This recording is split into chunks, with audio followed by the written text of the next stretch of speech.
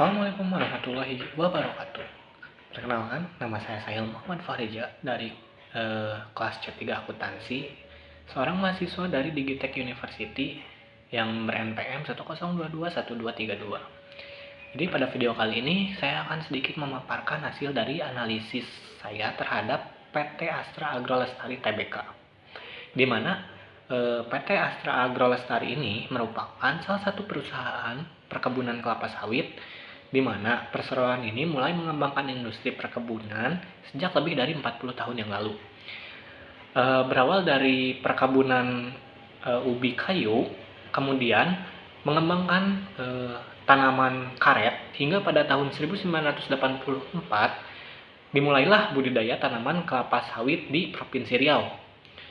Nah, kemudian juga untuk menjaga keberlangsungan usaha, selain mengelola lahan perkebunan kelapa sawit, perseroan juga membangun usaha hilir yang terkait, di mana perseroan juga mengoperasikan sebuah pengolahan minyak, yaitu minyak sawit yang dari sebelumnya barang atau bahan yang mentah diubah menjadi bahan yang sudah jadi untuk digunakan, entah itu dari keperluan untuk rumah tangga dan sebagainya.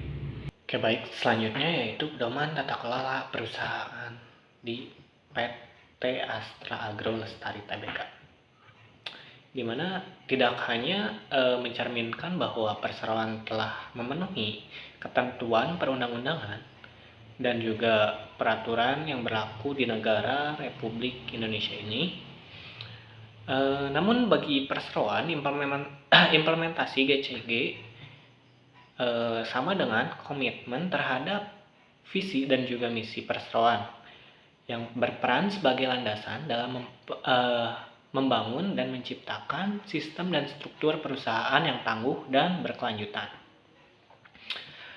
Lalu visi dan misinya perseroan adalah visi yaitu menjadi perusahaan agrobisnis yang paling produktif di dunia. Dan kedua yaitu misinya yaitu untuk menjadi panutan dan juga berkontribusi untuk pembangunan serta kesejahteraan bangsa.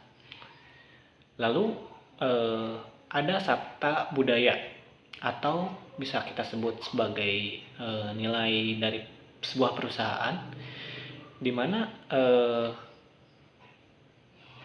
nilai-nilainya yaitu yang pertama yaitu jujur dan bertanggung jawab, lalu ada triple S atau senyum sapa salam, lalu fanatik, peduli, kontrol, pembinaan dan inovasi, lalu yang ketujuh yaitu Korsa.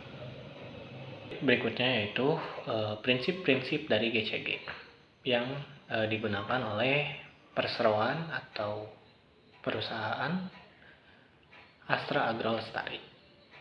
Yang pertama yaitu transparansi, yang kedua ada akuntabilitas, tanggung jawab, mandiri, dan juga yang terakhir adalah adil. Di mana transparansi ini sendiri yaitu keterbukaan terhadap entah itu masyarakat ataupun kepentingan pemegang saham. Lalu adanya akuntabilitas, di mana data yang digunakan menggunakan data yang valid. Dan yang ketiga itu tanggung jawab sosial terhadap lingkungan sekitar, dan juga pastinya PT Astra Agrolestari ini mengutamakan para pekerja pribumi atau masyarakat sekitar, menggunakan tenaga masyarakat sekitar, sanggup dan mandiri. Lalu yang terakhir yaitu adil terhadap entah itu pekerja, entah itu direktur, entah itu manajer dan sebagainya. Baik, berikutnya yaitu adalah pedoman perusahaan, di mana ada 7 nilai dari perusahaan ini yang memiliki definisinya yang berbeda. saya akan jelaskan dengan jelas apa saja definisi dari 7 nilai atau 7 budaya atau bisa disebut sebagai sabta budaya yang PT Astral Lestari ini terapkan di perusahaan. Oke, jadi poin yang pertama yaitu jujur dan bertanggung jawab, di mana memiliki 5 definisi berbeda. Yang pertama yaitu bersikap dan bertindak sesuai dengan nilai-nilai keimanan dan ketakwaan. Lalu yang kedua, memiliki komitmen yang tinggi terhadap pekerjaan. Yang ketiga, berbicara sesuai dengan fakta dan data. Yang keempat, menjadi pemimpin bukan pejabat. Yang kelima, tinggal, bekerja, dan hidup di lingkungan kebun. Lalu yang kedua yaitu triple S, di mana memiliki 6 definisi. Yang pertama yaitu datang lebih awal. 2. Mulai kerja sedini mungkin. Lalu yang ketiga yaitu patuh terhadap aturan-aturan yang ada, tidak menunda-nunda penyelesaian pekerjaan. Konsisten. 6. Melakukan review secara periodik.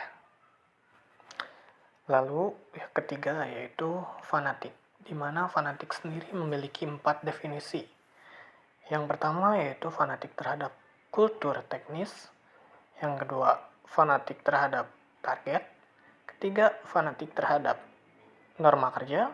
Yang keempat, fanatik terhadap rotasi pekerjaan. Lalu yang keempat ada peduli, di mana memiliki 2 definisi yaitu cepat tanggap terhadap masalah. Yang kedua yaitu antisipasi terhadap masalah yang akan timbul. Lalu yang kelima yaitu kontrol, di mana memiliki 3 definisi yaitu menguasai wilayah dan personel serta aspek teknis yang menjadi tanggung jawabnya. Yang kedua, menggunakan sebagian besar waktunya untuk cek proses kerja di lapangan. Dan yang ketiga yaitu berani dan tegas memberikan sanksi terhadap pelanggaran. Lalu yang keenam yaitu pembinaan dan inovasi, di mana memiliki 2 definisi. Yang pertama yaitu menciptakan kondisi yang aman, tentram, dan harmonis di lingkungan kebun. Lalu yang kedua, meningkatkan kemampuan kerja karyawan. Lalu yang terakhir yaitu Korsa, di mana memiliki 2 definisi, yaitu bangga sebagai orang kebun. Yang kedua, selalu ingin menjadi yang terbaik. Baik, sekian dan terima kasih. Wassalamualaikum warahmatullahi wabarakatuh.